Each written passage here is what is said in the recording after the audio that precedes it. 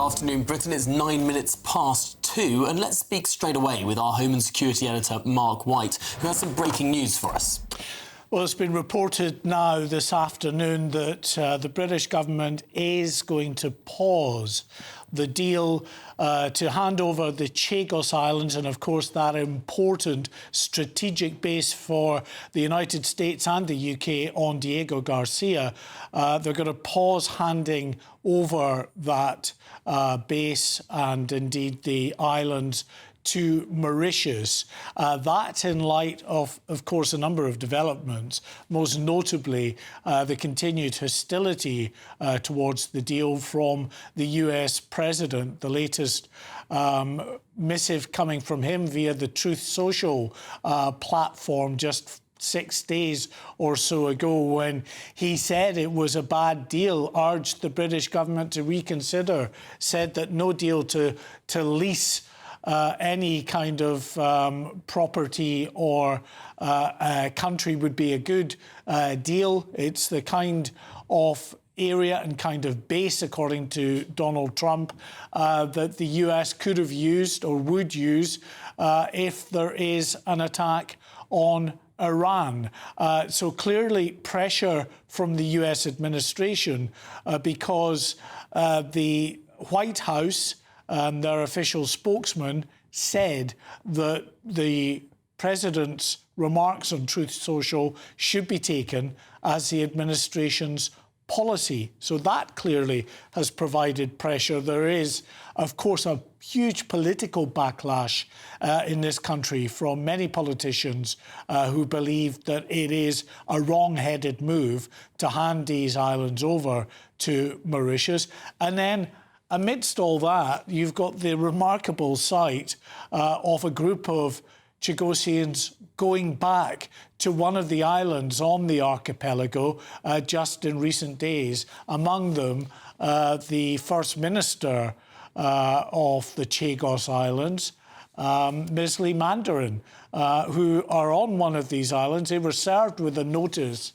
by the British Overseas Territory Patrol, the Indian Ocean Territory Patrol in recent days, telling them they had to remove themselves from that island or face the potential of time in jail and also the potential of heavy fines. Well, the response from Ms. Lee Mandarin and the other Chagosians now back on that archipelago was that they're going nowhere. Over their dead bodies, effectively, is what they said back to the British government. So a lot of pressure. We've had just this afternoon the urgent question on the Chagos Islands, and Nigel Farage from the Reform Party telling those in Parliament that it was his belief that in the coming days you may even have another island group, Mauritius,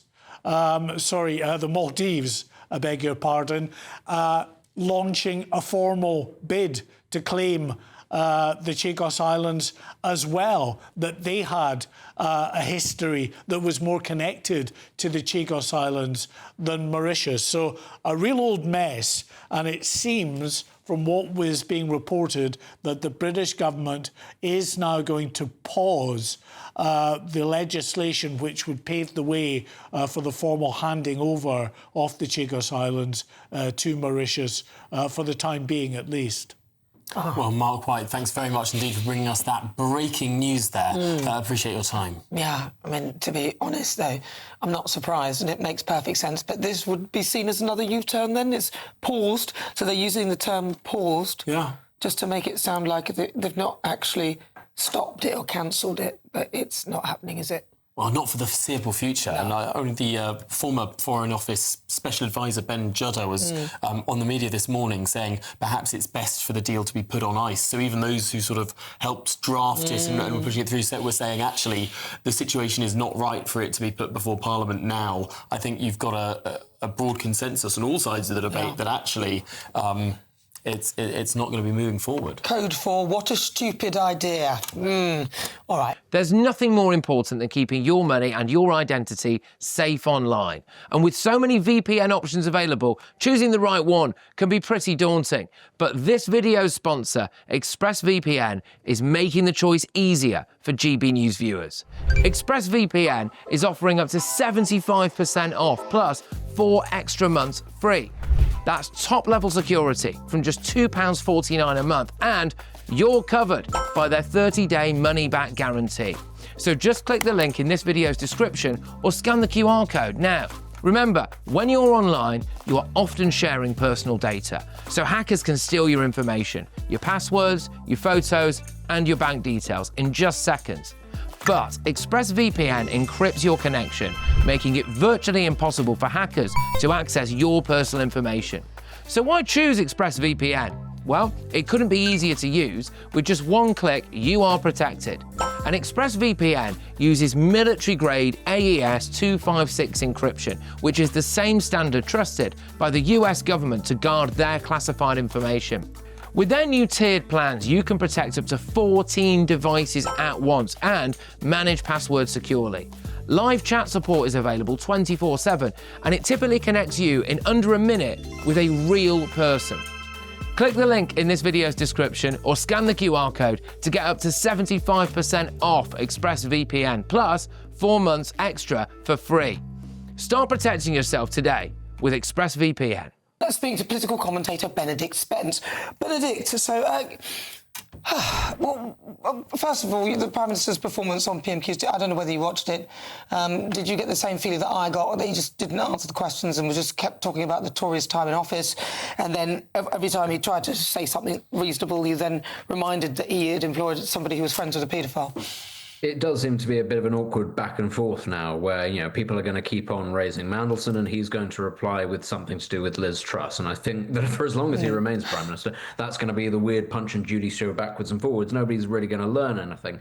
And that's the thing, you know, he let's be honest, he was never a particularly exciting performer at PMQs to begin with, but I think many people believe that he is now sort of Prime Minister in name only. We're simply waiting to see what comes of this particular scandal and to see how long it takes for anybody in the Labour Party to sort of get the gumption to decide he's not the Prime Minister anymore and that there needs to be a challenge to him. Until then, we're just sort of sat here waiting. He's not really doing anything. Nobody else is really doing anything.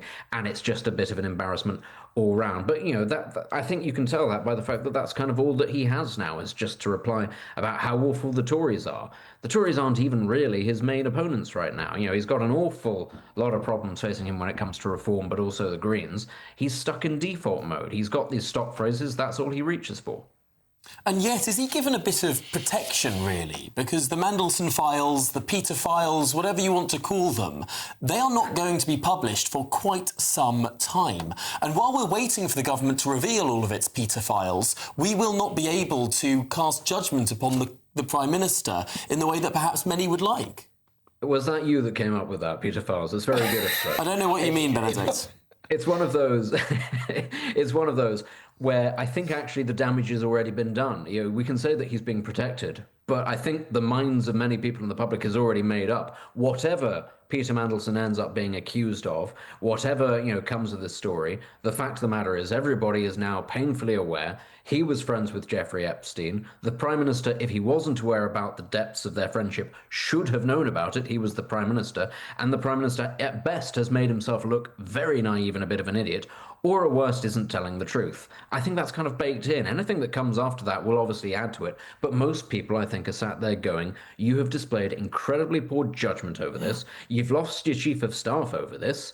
What actually is there to come back from? And, you know, obviously we know that there are local elections and a by-election coming up. That's by the by. The point is most people are looking into the future and saying, where do you actually rescue your current position from? Because even if he's able to turn it round in one or both of those situations, the party behind him is pretty mutinous. He was already struggling to pass legislation that needed to be passed as it was. That's why I think it's just a matter of time now. This is the thing that's done for him. We've just not come to the end of that process yet. And we hear that the Chagos deal has now been paused, as it were.